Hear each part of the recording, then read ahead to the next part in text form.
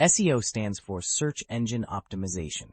In simple terms, SEO means the process of improving your website to increase its visibility in Google, Microsoft Bing, and other search engines whenever people search for products you sell. The benefits of SEO. Search engine optimization is a key part of online marketing because search is one of the primary ways that users navigate the web. Search results are presented in an ordered list, and the higher up on that list a site can get, the more traffic the site will tend to receive.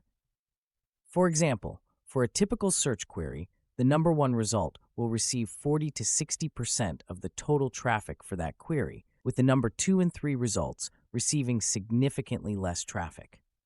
Only 2 to 3% of searchers click beyond the first page of search results. Thus, even a small improvement in search engine rankings can result in a website receiving more traffic and potentially business. Because of this, many businesses and website owners will try to manipulate the search results so that their site shows up higher on the search results page than their competitors. This is where SEO comes in. Thanks for watching my video.